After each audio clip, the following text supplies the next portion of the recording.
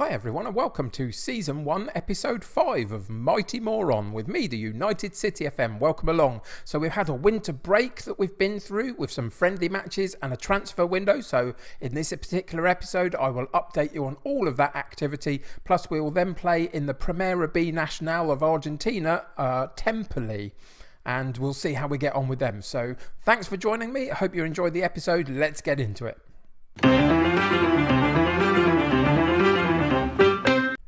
So here we go, and there's not a great deal to tell you about in truth in terms of the transfer window.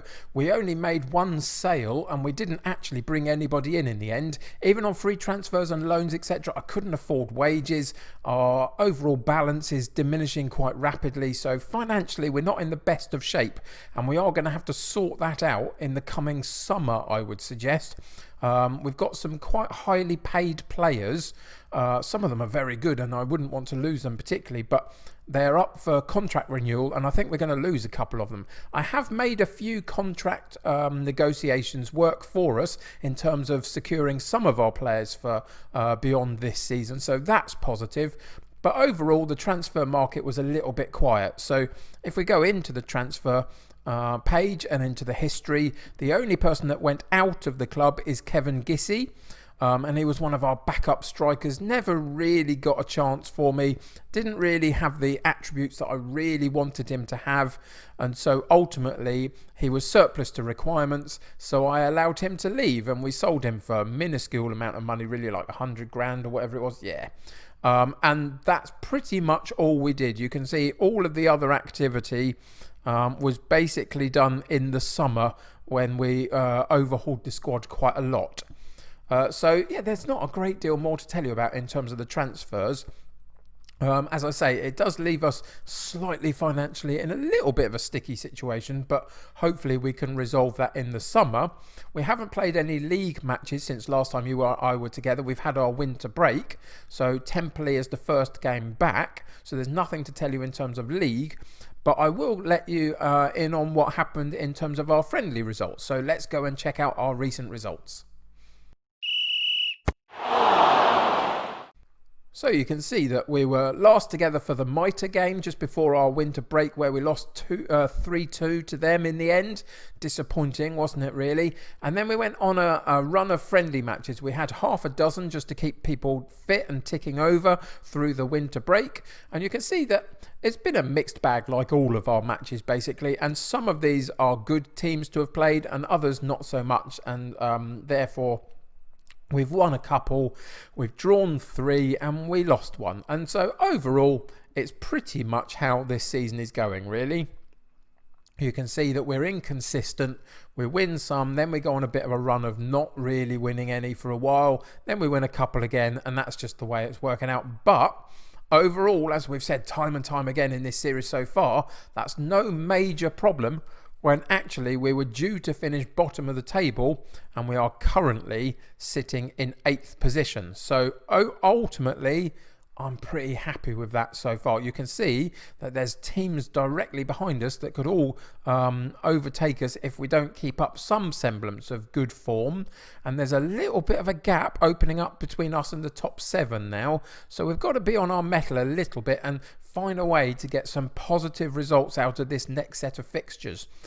Today is Temperley. If we go back into the competition page, sorry, I should have done that before, and let's find them. They're sitting in 15th place, so they're only 4 points behind us. That shows how tight it all is, but they're sitting in 15th place, so hopefully we can get a positive performance out of our guys and we can get the points today. That's the intention anyway.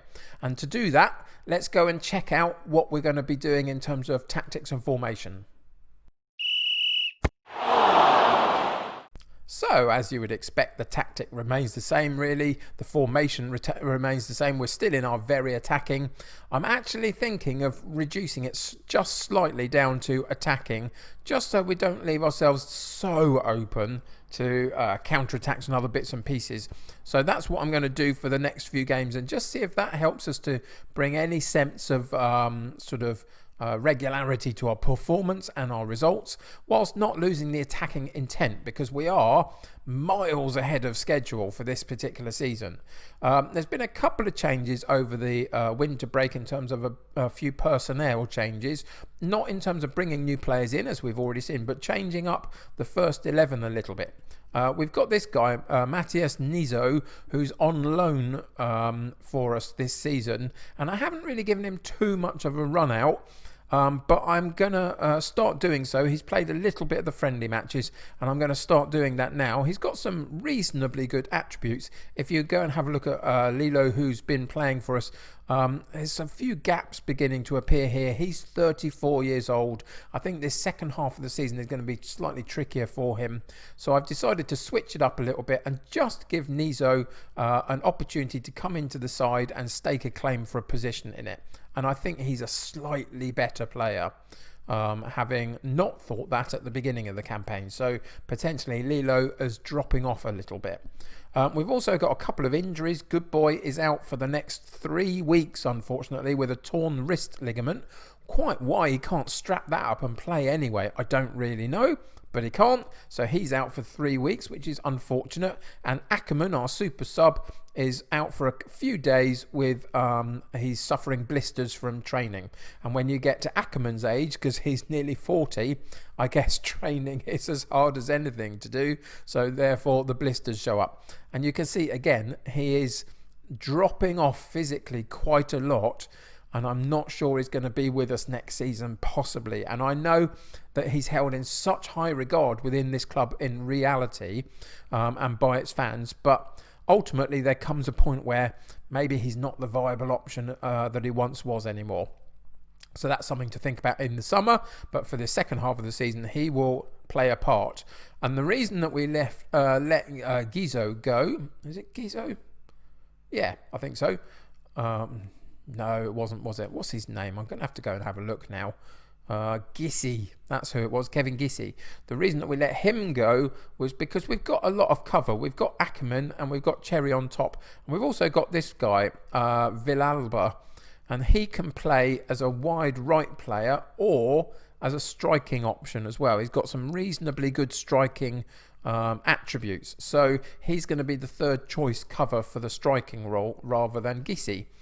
Which enabled us to move him on. And it's quite a big squad anyway. You can see that we've got quite a few off the bench as well. So it was worth trying to do that just to balance things up a little bit. So all of that means that for today's game against Temperley in the Premiera B Nacional of Argentina, we have Galvin back in goal, Gomez and Corzo in central defence, Brogy on at right back, Olivier at left back, Nizo, Cranvita and Avila in central midfield, with Angel and Ramirez supporting Cherry on top up front.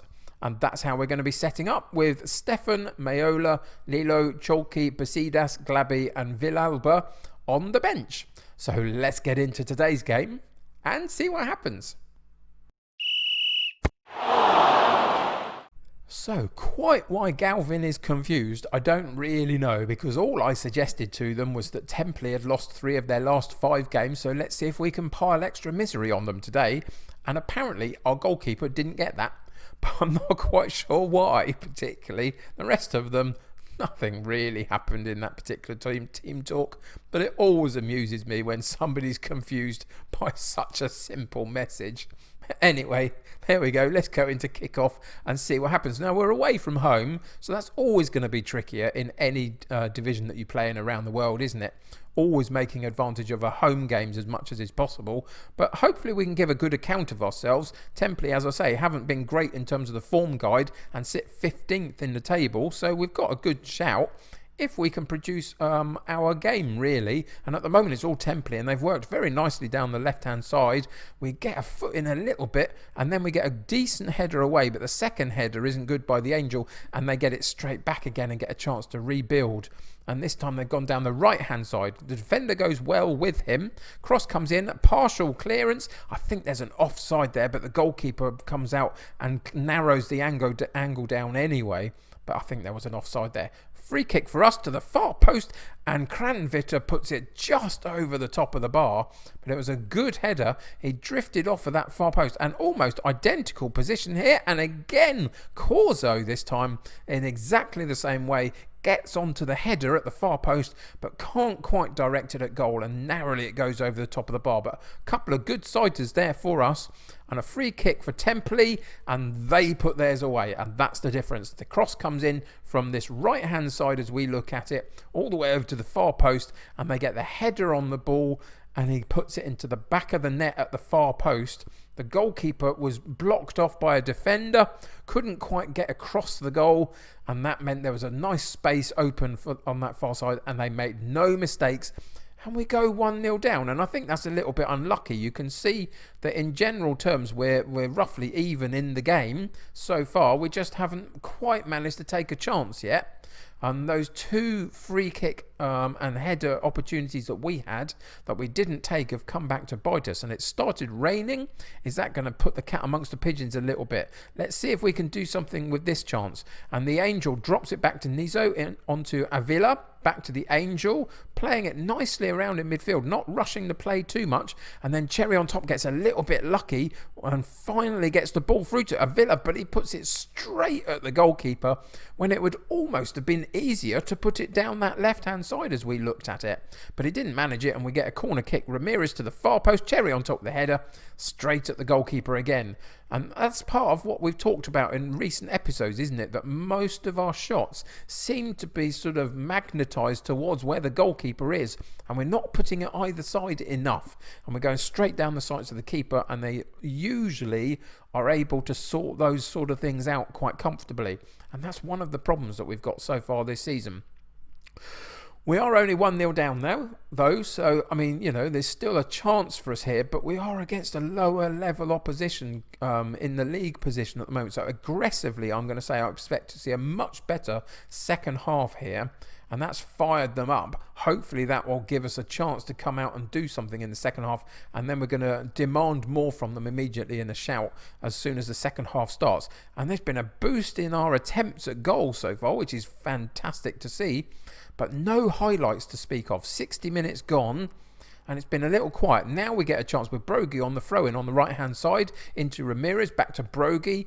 Kranvita takes over, nice back heel into the Angel. We're playing quite nice football in that central midfield spot, and there's Ramirez with the shot, but we had nobody charging in on that rebound at all, and eventually they settle it down and get it cleared. But a good sighter again at goal. Can we make one of these count? We've made it to 70 minutes. I'm not going to stop there. I am going to go back in and look at this highlight just to see what happens here, and it looks like it's going to go against us. We had a throw-in down the right-hand side, but they've taken the ball back, but then they spray it forward too quickly and with no accuracy, and we win the ball back in our defensive area. Can we get it out? We can't. We give it back. It feels like nobody wants the ball at the moment. But eventually it's Temperley down the right-hand side for them that have settled the play down. Have dropped it back into their right fullback position, working across the defensive line, and now gone forward again.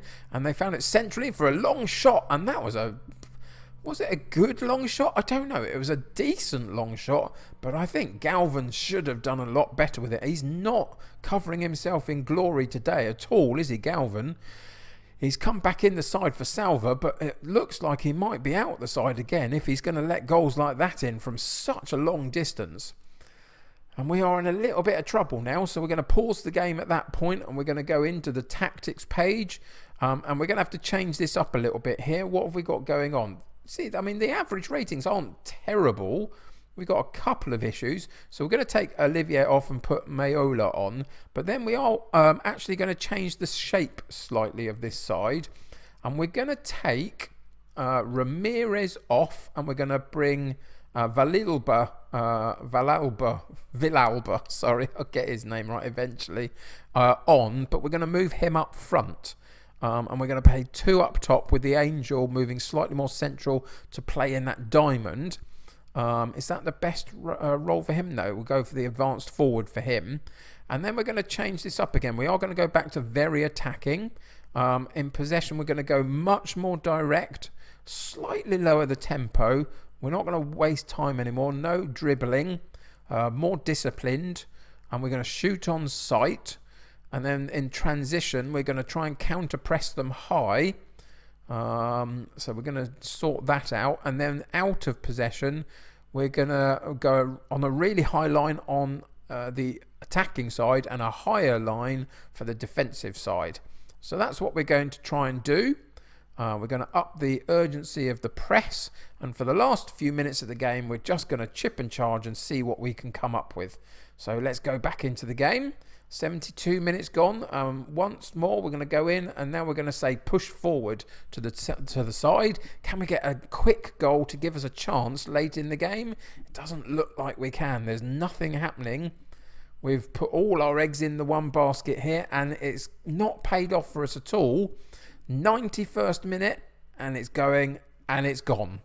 And there was no highlights at all for that last 15 minutes. We changed so much up in terms of went so attacking, trying to get the ball up to that striking duo, and nothing worked at all, did it really? Very, very disappointing. So there we go. We get another loss, and it remains inconsistent.